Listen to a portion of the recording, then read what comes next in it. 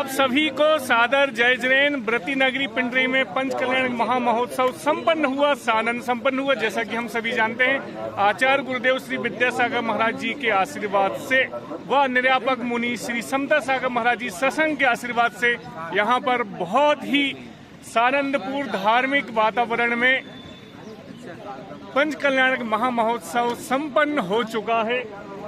पंचकल्याणक का जो महोत्सव है वह बीत चुका है और जिस पंचकल्याणक महोत्सव के लिए यह सब धार्मिक अनुष्ठान हुआ वह है जिनालय। व्रती नगरी पिंडरी में है, आप सभी जानते हैं। उस जिनालय पर आज कलशारोहण होना है, अर्थात कलश चढ़ना है। इस जिनालय की समझ लीजिए यह एक अनुष्ठान जो अंतिम कह सकते हैं, यह पूर्ण होने वाला है कुछ ही समय के उपरांत। यहाँ पर ये जो आप स्थल देख रहे हैं यह शीर्ष स्थल है।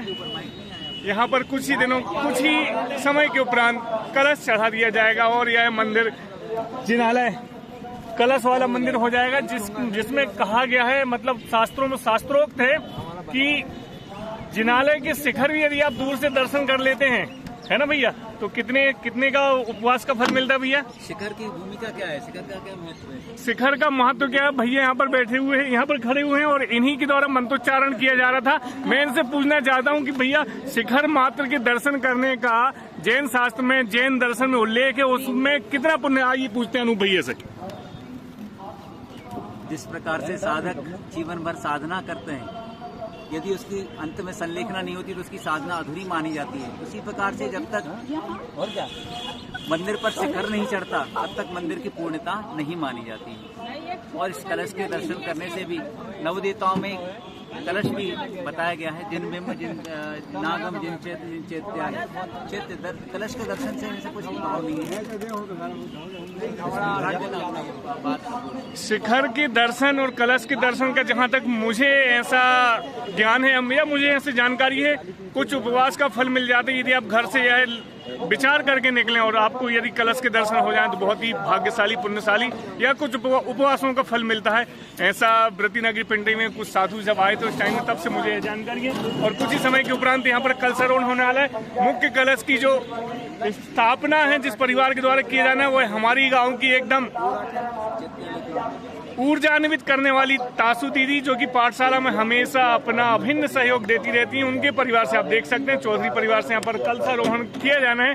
मैं दीदी से पूछना चाह रहा हूँ, या दीदी थोड़ी बताइए कि ये जो अवसर है जीवन में वैसे ही बहुत कम आते हैं, कलशारोहण देखना और चढ़ाना अपने आप में एक अद्भुत संयोग है। दीदी आप इस क्षण को कैसे जी रही हैं और आप कैसा अनुभव कर रही हैं, बताइए। क्षणिक सब थोड़ी जल्दी बताइए। मुझे तो सिर्फ इतना ही पता है कि ये जो सब कुछ हो रहा है सब बड़े बाबा की कृपा से ही हो रहा है। इस मंदिर का एक एक कण बड़े बाबा की कृपा से ही सब कुछ सफल हो पाया है और आज बहुत ही अच्छा सौभाग्यशाली फील कर रहे हैं कि हम कलशारोहण में शामिल हो गए, थोड़ा सा शामिल हो गए और कुछ हमें करने का अवसर मिला। निसंदेह रूप में हमने बहुत से पंचकल्याणक गजरत इस व्रती नगरी पिंडरी से देखे और यह उसका एक और उदाहरण है कि यहाँ पर कलशारोहण के रूप में हम सभी व्रती नगरी वासी प्रफुल्लित आह्लादित हो रहे हैं इस दुर्लभ क्षण को अपनी आंखों में सजोने के लिए। कुछ ही समय के उपरांत पूज्य गुरुदेव के आशीर्वाद से यहाँ पर कलशारोहण हो जाएगा। बने रहिए जब तक। सादर जय जैन।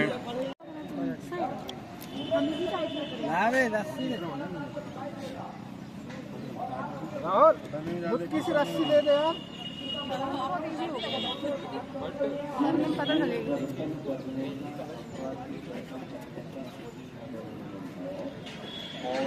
बेंच लगवाना, इसी में लगवाना आते जाते समय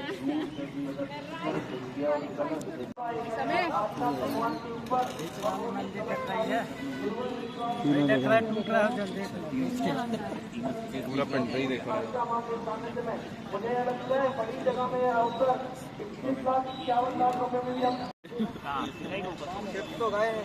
सैलेज भैया है पंडरी। ओ सैलेज भैया वो देखो वो वाला वो गाना गोबर भी जान दो, वो भी तो अच्छी गोबर भी बोलने से पड़ा। गोबर, गोमूत्र, गुड़, बेसन, दही।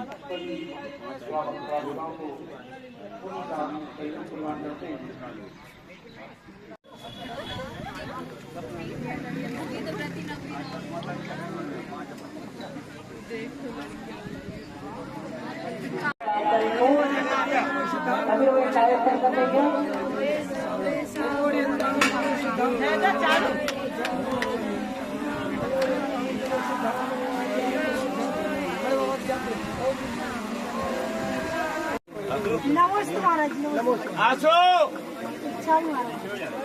कुंडलपुर के बड़े बाबा की जय। 3 कमलों कोटि मुनियों की जय।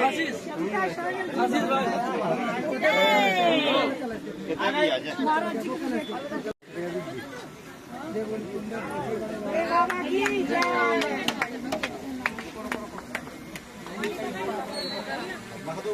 पकड़ना पकड़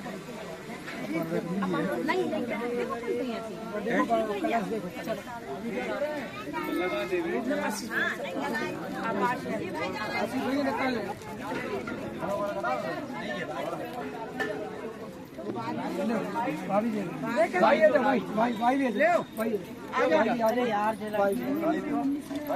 बोलो कुंडलपुर के बड़े बाबा की जय।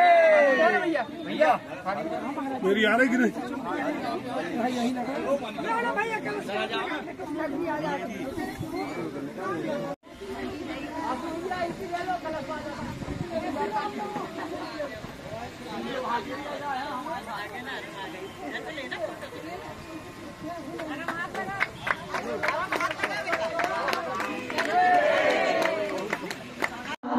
ओम ह्रीं भद्रकोप पूजनम करोमि स्वाहा।